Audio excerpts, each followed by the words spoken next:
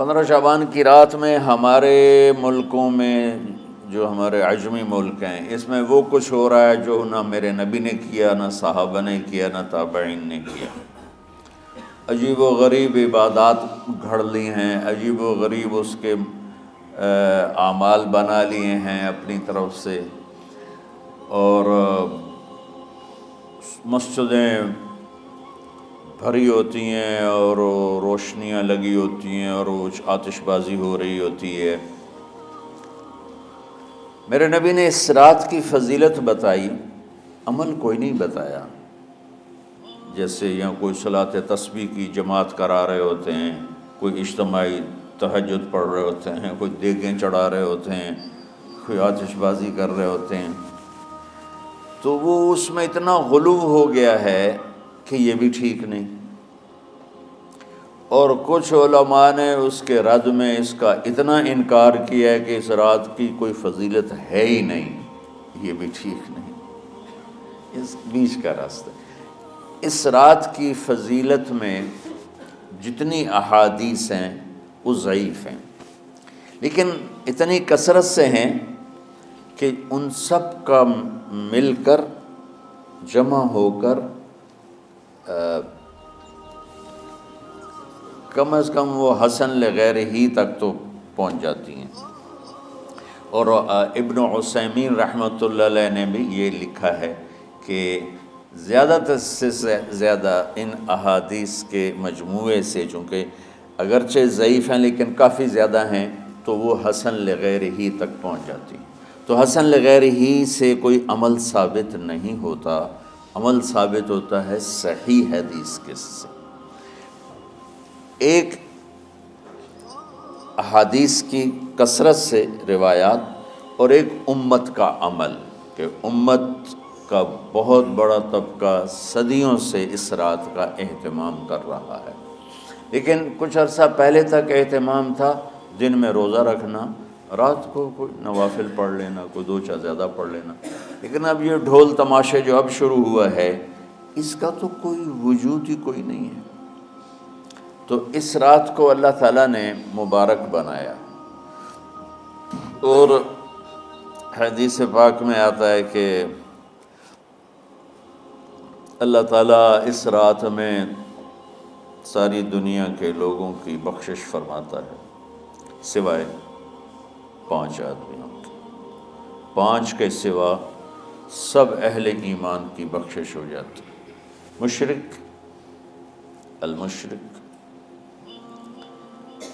پہلا مشرک، دوسرا مشاحن، مشاحن کیسے کہتے ہیں؟ دل میں بغض رکھنے والا، کینہ رکھنے والا۔ تیسرا مسبل ازارہ، اپنے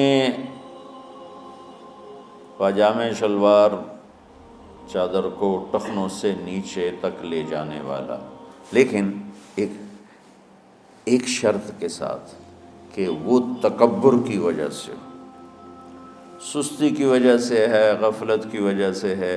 چونکہ جب آپ نے ایک مرتبہ اس کے بارے میں بات کی تو حضرت ابوبکر صدیق نے کہا یا رسول اللہ، میری چادر، عرب چادر باندھتے تھے جیسے ہمارے پنجاب کا لباس چادر تھا، اب وہ کم ہو گئے۔ ہماری تو بزرگ عورتیں بھی اور مرد بھی سب چادر باندھتے تھے، شلوار کا تو کسی کو پتہ ہی نہیں ہوتا تھا ہمارے بچپن میں۔ یہ تو پھر آہستہ آہستہ جب تعلیم آئی تو شلوار دیہاتوں میں بھی اور شہروں میں عام ہو گئی۔ تو اگر وہ اس لیے لٹکا رہا ہے کہ طبیعت میں تکبر ہے، پھر اس وعید کا وہ حقدار ہے۔ اگر ویسے اس کی نیچے جا رہی ہے تو میرا مالک ایسا، وہ تو ہے ہی رحیم و کریم، ہے ہی رحیم و کریم، ہے ہی رحیم و کریم، صرف شلوار نیچے لٹکانے سے وہ اتنی شدید سزا دے۔ اگر اس کے پیچھے تکبر ہے، پھر ہے یہ تکبر نہیں ہے تو انشاءاللہ وہ اس سے محفوظ ہوگا۔ تو اپنی چادر کو لٹکانے والا، لیکن بشرط تکبر۔ کتنے ہو گئے؟ عاق لوالدیہ، ماں باپ کا نافرمان، نافرمان ایسا کہ دکھ دینے والا. چھوٹی موٹی اونچ نیچ تو ہر بچے سے ہو جاتی ہے، نہیں، جن نے والدین کو ٹکڑے ٹکڑے کر دیا ہو اور ان کو دکھ دے دے دے دے کے ان کا سینہ چیر دیا ہو. چونکہ آپ کہتے ہیں پرزے پرزے کرنا کسی چیز کا، تو اپنے دکھ دے کر اپنی بدتمیزی کے ساتھ اس نے ماں باپ کا دل زخمی کر دیا ہو، ایک یہ نہیں معاف ہوتا. پانچواں، مدمن خمر، مسلسل شراب پینے والا، مستقل جو شراب کا عادی ہو. ان پانچ کو مؤخر کر دیا جاتا ہے. معافی نہیں ہونے کا مطلب یہ نہیں کہ اللہ تعالیٰ کبھی معاف نہیں کرے گا. معافی نہ ہونے کا مطلب یہ ہے کہ یہ پانچ ایسے گناہ ہیں کہ اس کی وجہ سے بخشش رک جاتی ہے. اگر وہ شرک سے نکل آئے، وہ کینہ سے نکل آئے، وہ تکبر سے نکل آئے، وہ والدین کی نافرمانی سے نکل آئے، شراب چھوڑ دے، تو ان کی بھی بخشش ہو جاتی. جب کوئی توبہ کرے گا فوراً بخشش ہو جائے گی. نہ 15 شعبان کی ضرورت ہے، نہ لیلۃ القدر کی ضرورت ہے، نہ بیت اللہ جانے کے ساتھ توبہ کی شرط ہے. جہاں بھی وہ بیٹھ کے توبہ کرے گا، جس لمحے میں کرے گا، اسی وقت اس کی توبہ قبول ہوگی اور اللہ اس کے پچھلے سارے گناہوں کو معاف فرما دے گا.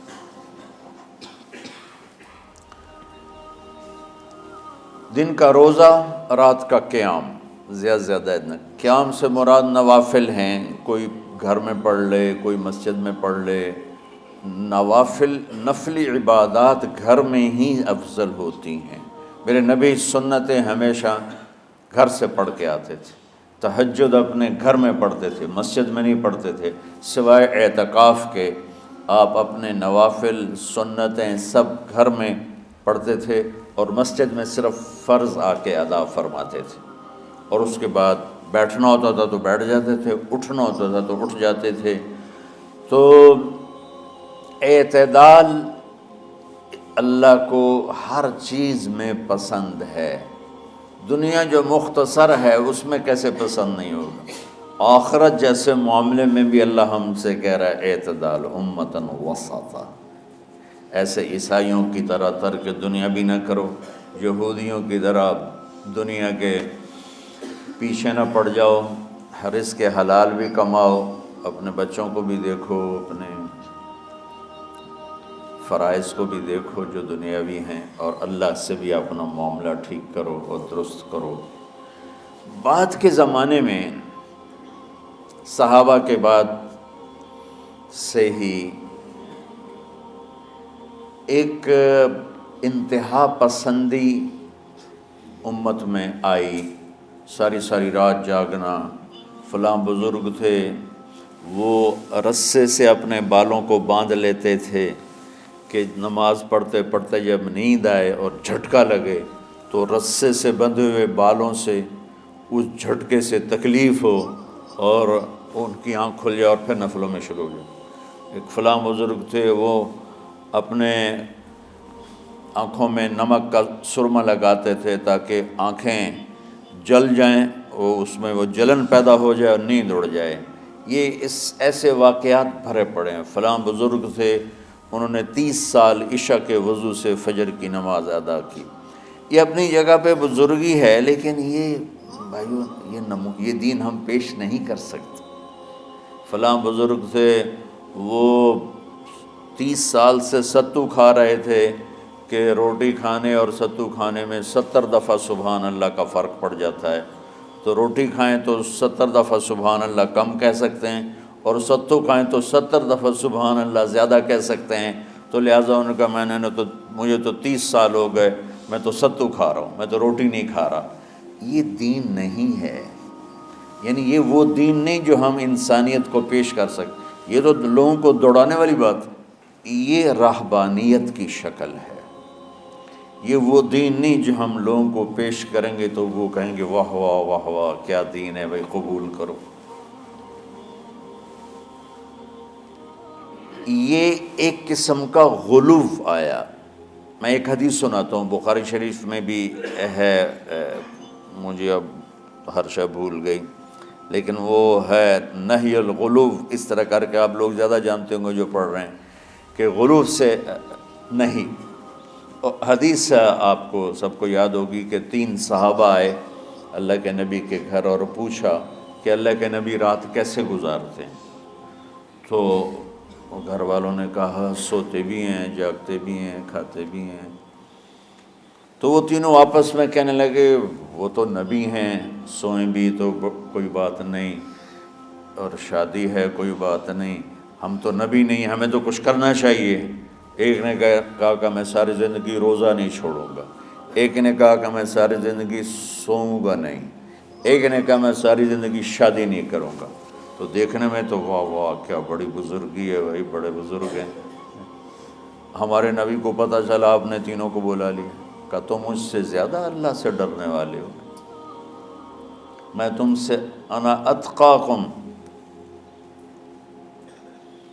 یا اخشاکم، الفاظ آپ لوگ کو زیادہ یاد ہوں گے لیکن مفہوم میں صحیح پیش کر رہا ہوں۔ آپ نے کہا میں تم سے زیادہ اللہ کو جانتا ہوں، تم سے زیادہ اللہ سے ڈرتا ہوں، میں سوتا بھی ہوں، میں کھاتا بھی ہوں، میں روزے بھی رکھتا ہوں، میں چھوڑ بھی دیتا ہوں، میری بیویاں بھی ہیں، میں اپنی بیویوں کے پاس بھی جاتا ہوں۔ تم دین میں غلو سے بچو، پہلے امتوں کو ہلاک کر دیا دین میں غلو۔ دنیا میں غلو یعنی انتہا پسندی، ایکسٹریمسٹ ہونا، دنیا ہو یا دین ہو، دونوں میں اعتدال بچو، اللہ تعالیٰ کو پسند ہے۔